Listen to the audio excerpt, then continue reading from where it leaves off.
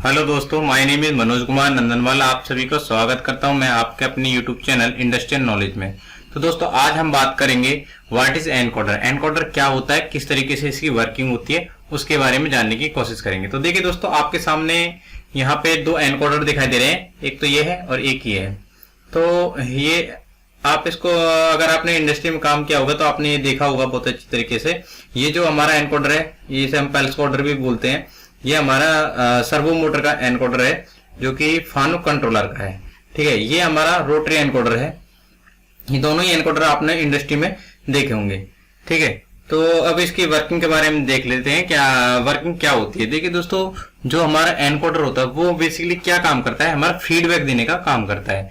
ठीक है, तो फीडबैक किस तरीके से देता है, देखिए ये जो हमारा एनकोडर होता है ये क्या करता है, मैकेनिकल मोशन को हमारे एनालॉग और डिजिटल सिग्नल के फॉर्म में कन्वर्ट करता है। ठीक है, मैकेनिकल मोशन को एनालॉग और डिजिटल सिग्नल के फॉर्म में कन्वर्ट करने का काम करता है। इसके अलावा हम कह सकते हैं कि जो हमारा एनकोडर होता है वो क्या करता है, एक सिग्नल को दूसरे सिग्नल में कन्वर्ट करने का काम करता है। ठीक है, देखते हैं आगे। जैसे कि हमारा देखिए, encoder is a device which can detect and convert mechanical motion to an analog और डिजिटल आउटपुट सिग्नल। तो जो एनकोडर होता है मैकेनिकल मोशन को एनालॉग और डिजिटल आउटपुट के सिग्नल में कन्वर्ट करता है। ठीक है, आगे देखते हैं दोस्तों। ये जो एनकोडर होता है इसके यूजेस किस किस चीज के लिए किया जाता है। तो एनकोडर का यूज हम पोजीशन के लिए, डायरेक्शन के लिए, स्पीड के लिए और काउंटिंग के लिए हम करते हैं। जो ये आपको ये एनकोडर यहाँ पे दिखाई दे रहा है, ये हमारा क्या है, लीनियर टाइप का एनकोडर है, जो कि एक लीनियर होता है, एक हमारा रोटरी होता है। ठीक है, तो ये लीनियर टाइप का एनकोडर है जो कि मेजरमेंट के लिए हमारा यूज में लिया जाता है, जो कि कुछ भी हो सकता है, position, direction, speed and counting के लिए हम यूज में लेते हैं। ठीक है, इसके अलावा क्या होता है दोस्तों, ये देखिए, अगर हम एनकोडर को टेक्नोलॉजी के अकॉर्डिंग अगर डिवाइड करें तो हमारे एनकोडर टेक्नोलॉजी के अनुसार क्या किस किस चीज के लिए यूज में लिया जाता है। देखिए, मैग्नेटिक टाइप का होता है, mechanical, resistive and optical type का हमारे एनकोडर होते हैं। देखिए, सबसे ज्यादा जो इंडस्ट्री में यूज में लिए जाते हैं वो होते हैं हमारे ऑप्टिकल टाइप के। कौन से होते हैं, ऑप्टिकल टाइप के जो एनकोडर होते हैं वो होते हैं। तो दोस्तों, इन तीनों के बारे में अगर आपको डिटेल से वीडियो चाहिए तो आप कमेंट बॉक्स में कमेंट्स करना, मैं आप इसको जरूर बनाऊंगा। ठीक है, अगर इनके बारे में जाना है तो। अभी हम बात करेंगे ऑप्टिकल एनकोडर के बारे में। ठीक है, तो ऑप्टिकल एनकोडर जो होते हैं, मैंने अगर आप लोगों ने इंडस्ट्री में काम किया है तो आपने देखा होगा इस तरीके का रोटरी टाइप का और लीनियर टाइप का आपने देखा होगा। इसके अलावा देखिए दोस्तों, यहाँ पे एनकोडर टाइप ऑफ एनकोडर के बारे में जानते हैं। तो एनकोडर कितने प्रकार के होते हैं, इंटरव्यू में आपसे क्वेश्चन पूछा जाता है कि एनकोडर कितने प्रकार के होते हैं। तो आपको क्या जवाब देना है यहाँ पे, एब्सोल्यूट एंड इंक्रीमेंटल। एनकोडर कितने टाइप के होते हैं, दो टाइप के होते हैं, एब्सोल्यूट एंड इंक्रीमेंटल। ठीक है, तो जो रोटरी और लीनियर बता रहा हूँ ये जो होते हैं हमारे कंट्रैक्शन के हिसाब से होते हैं, लेकिन जो एनकोडर जो टाइप होते हैं वो क्या है, एब्सोल्यूट एंड इंक्रीमेंटल। ठीक है, इसके अलावा देखते हैं आगे।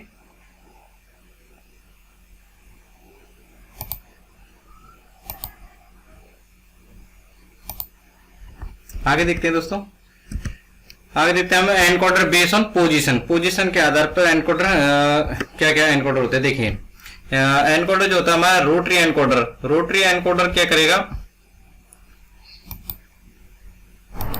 रोटरी एनकोडर जो होता है हमारा ये क्या करता है, convert rotary position to analogue and digital code output signal. यानी कि ये जो हमारा रोटेशन वाला जो पोजीशन होती है, पोजीशन को क्या करता है, एनालॉग एंड डिजिटल कोड के सिग्नल में ये कन्वर्ट करता है। ठीक है, इसी तरीके से लीनियर एनकोडर होता है जो ये कन्वर्ट लीनियर पोजीशन, यहाँ पे रोटरी एनकोडर है तो रोटरी पोजीशन, यहाँ पे लीनियर है तो लीनियर पोजीशन को एनालॉग और डिजिटल कोड आउटपुट सिग्नल में कन्वर्ट करता है।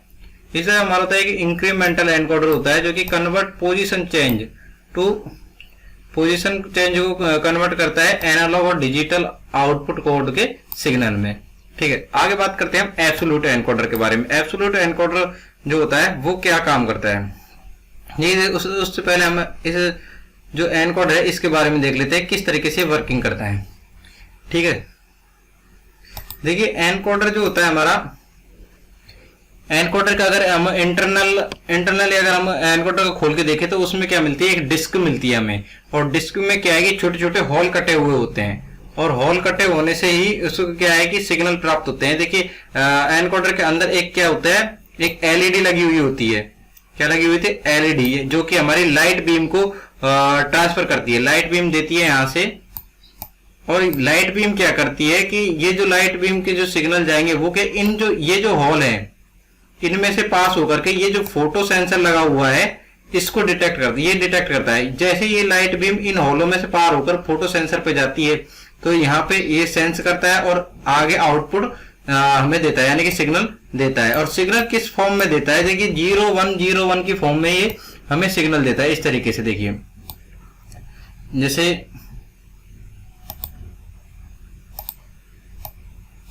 ये किस तरीके से देगा,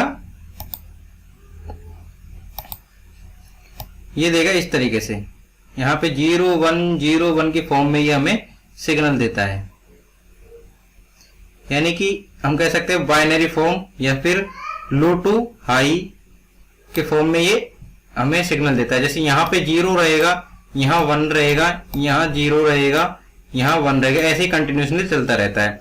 ठीक है दोस्तों, यहाँ जैसे ये जो ये एलईडी है हमारी, इससे जैसे ये लाइट बीम जैसे यहाँ से इस हॉल में से ट्रांसफर होकर फोटो सेंसर पे जाती है, तो इस तरीके से ये वर्क करता है। आगे देखते हैं एनिमेशन के साथ में कि किस तरीके से ये वर्किंग करती है। ठीक है, देखिए ये हमारा एब्सोल्यूट टाइप का एनकोडर है। यहाँ पे क्या हो रहा है, जैसे यहाँ पे ये एलईडी लगी हुई है, यहाँ पे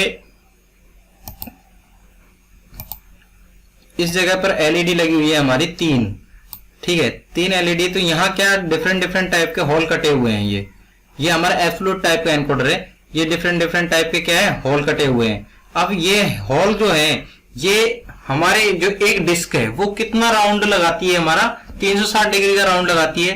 तो एनकोडर को किस किस चीज के लिए यूज में लिया जाता है, देखिए पोजिशनिंग के लिए, स्पीड के लिए और काउंटिंग के लिए हम एनकोडर को यूज में लेते हैं। तो यहाँ पे क्या होता है, हमने जैसे किसी मशीन में, आपने अगर सीएनसी मशीनों में काम किया है, हॉविंग मशीनों में काम किया है, तो वहां देखा होगा कि एक स्लाइड को मूवमेंट कराने के लिए हम कुछ डिस्टेंस कवर करवाते हैं।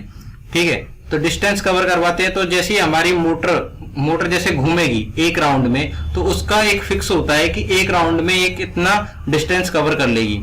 ठीक है, तो वो ही यहाँ पे क्या है, जैसे मोटर घूमेगी तो हमारा जो पीछे क्या है एनकोडर लगा हुआ होता है एब्सोल्यूट टाइप का, तो वो क्या है, वो भी घूमता है। इसकी जो ये डिस्क जो होती है वो भी घूमती है, यानी कि 360 डिग्री में कितना डिस्टेंस कवर कर लेगी वो एक फिक्स होता है।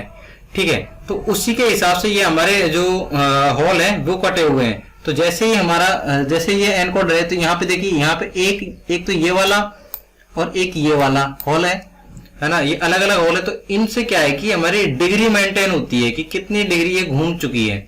ठीक है, यहां से जैसे ही ये तीनों लाइट जो लेजर जो लाइट है 1 2 और ये 3, ये तीनों पास हो जाएगी, जहां से तीनों पास हो जाएगी इस जगह पे, तो यहाँ क्या हो जाएगा, 360 डिग्री कंप्लीट हो जाएगा। तो हमारे कंट्रोलर को पता लग जाएगा कि ये एक राउंड ले चुकी है। ठीक है, इस तरीके से ये डिस्टेंस कवर करती है। देखिए इसमें एनिमेशन के साथ में दिखाता हूं किस तरीके से वर्किंग करती है।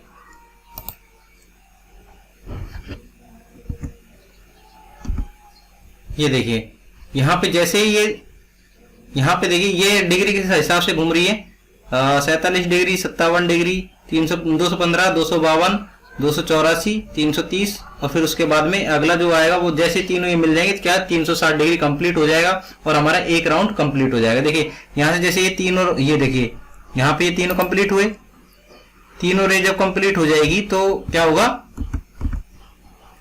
ये हमारे 360 डिग्री कंप्लीट हो जाएगी। यहाँ देखिए बाइनरी कोड भी तीनों हाई हो जाएंगे। ये जैसे ही बाइनरी कोड हाई हुए तो इसका मतलब क्या हुआ, एक राउंड पूरा कंप्लीट कर चुकी है। ठीक है, इसी तरीके से इंक्रीमेंटल एनकोडर के बारे में देखते हैं हम। इंक्रीमेंटल एनकोडर क्या करता है, ये हमारा इंक्रीमेंटल एनकोडर है। तो इसमें क्या है कि अलग अलग टाइप के होल कटे हुए होते हैं, जिसमें इसमें एब्सोल्यूट की तरह नहीं होते। ये इंक्रीमेंटल कुछ अलग तरीके से काम करता है। देखिए इंक्रीमेंटल में क्या हो रहा है, हर बार हमारा क्या है कि इसमें क्या काउंटिंग होती है, ठीक है। जैसे हमारी डिस्क घूम रही है तो यहाँ से क्या ये लाइट डिटेक्टर यानी कि जो हमारी लाइट बीम जो यहाँ से जा रही है इस होल में से पार हो रही है, और यहाँ पे क्या लगा हुआ है, फोटो सेंसर लगा हुआ है। ये एक तरीके से ट्रांसमीटर हो गया, ये रिसीवर हो गया। जैसे इसे सिग्नल मिल जा रहा है तो ये क्या काउंट करता जा रहा है कि भाई कितने सिग्नल हमें मिल चुके हैं। तो ये राउंड किस तरीके से करेगा, इसमें जैसे मान के चलिए होलों की संख्या क्या, मान लो 25 होल है एक डिस्क में, तो यहाँ पे जितने होल होंगे तो इसमें हम फीड कर देंगे भाई 25 होल जो है वो क्या है कि जैसे कंप्लीट होंगे तो ये रिसेट होगा, फिर उससे आगे गिने, दोबारा से गिनने लगेगा। यानी कि इसके 360 होने का क्या कारण है, जैसे ये होलों की संख्या जैसे ये कंप्लीट होती जाएगी और ये डिस्टेंस पूरा कवर करती जाएगी, ठीक है। यानी कि 25 है, 25 जैसे हो जाएंगे उसके बाद में रिसेट होगा दोबारा से, जैसे 25 हमारे होल है तो वहां क्या हो जाएगा 360 डिग्री ये कंप्लीट हो जाएगा। तो वहां 360 होने के बाद दोबारा से रिसेट होगा और वहां से आगे से काउंटिंग करने लगेगा। तो दोस्तों अब देखिए आपको एब्सोल्यूट और इंक्रीमेंटल एनकोडर के बारे में मैं बता देता हूं। एब्सोल्यूट जो एनकोडर होता है वो क्या करते हैं, इसमें अगर हमने जैसे मान लो कोई मशीन है, मान लीजिए हमें सीएनसी मशीन है, होविंग मशीन है, बीएमसी है, एचएमसी है, तो उनमें क्या होता है, हमें होम पोजीशन बनवानी होती है, ठीक है। एब्सोल्यूट अगर हमारा मशीन में एब्सोल्यूट एनकोडर लगा हुआ है तो हम क्या करेंगे, उसे होम पोजीशन किसी भी जगह पे हम उसकी होम पोजीशन बनवा सकते हैं। जबकि हमारे जो इंक्रीमेंटल एनकोडर जो होता है उसमें क्या होता है कि हम स्लाइड के पीछे डॉक सेट करते हैं, या बोल सकते हैं कि लिमिट स्विच सेट करते हैं, जहां से क्या है कि जैसे ही ये हमारी लिमिट पे जाके लगती है तो वहां से पता लगता है कि ये अपने होम पोजीशन पर आ चुकी है, जहां पे हमें इसे रेफरेंस करना पड़ता है। यानी कि रेफरेंस का मतलब उसकी होम पोजीशन बनवानी होती है, ठीक है। एब्सोल्यूट एनकोडर में क्या होता है, जैसे अगर मान लो ये जो एनकोडर है हमने कहीं पे भी इसको लगा रखा है तो ये क्या होगा, अगर पावर कट भी हो जाएगी, पावर कट होने के बाद भी ये उसी जगह से वर्क करने लगती है जहां पे ये पावर कट हुई थी, ठीक है। एब्सोल्यूट का ये फायदा होता है। जबकि इंक्रीमेंटल में क्या होता है कि अगर पावर कट हो गई तो हमें ये दोबारा से ही स्टार्ट करना पड़ेगा। यानी कि वो रॉ मटेरियल जो है, अगर हम मान लीजिए कोई कन्वेयर चल रही है, वहां पे कन्वेयर पे मान लो एक कोई वायर है जो कि हमारा मान लो 20-20 मीटर की डिस्टेंस पे हमें उसे कटवाना है उस एनकोडर के साथ में। यानी कि फीडबैक देने का काम तो हमारा एनकोडर ही करेगा। तो मान लीजिए कन्वेयर पर चल रही है तो कन्वेयर को मशीन को कैसे पता लगेगा कि ये 20 मीटर चल चुका है और अब हमें वायर काटना है। तो उसमें क्या करेंगे हम, जैसे ये एनकोडर है तो यहाँ क्या करेगा, जैसे ही 20 मीटर कवर होगी तो मशीन में जो कटर लगा हुआ है वो क्या है उसे 20 मीटर पे काट देगा। लेकिन जब लाइट चली जाती है, मान लीजिए कि हमारा वायर का जो रोल है वो हमारा 10 मीटर कन्वेयर पर आ चुका है और उसके बाद में हमारा पावर कट हो जाता है, तो अब क्या है कि मशीन वहां से डिस्टेंस को भूल जाती है। क्या करेगी मशीन, वहां से डिस्टेंस को भूल जाती है कि कितना वायर आगे तक आ चुका है हमारा। तो उसमें क्या होगा कि हमें उस वायर को वहां से काटना पड़ेगा और फिर दोबारा से ही स्टार्ट करना पड़ेगा। ये हमारे इंक्रीमेंटल का लॉसेस होते हैं, ठीक है, यानी डिसएडवांटेज होते हैं। और जो ये हमारे एब्सोल्यूट होते हैं, जहां बंद होगा वहीं से ही स्टार्ट हो जाएगा, इसमें कोई लॉसेस नहीं होते, ठीक है दोस्तों। इस तरीके से ये वर्किंग करता है। थैंक यू दोस्तों। अगर आपको वीडियो पसंद आई तो लाइक करना, चैनल को सब्सक्राइब करना ना भूलना। Thank you.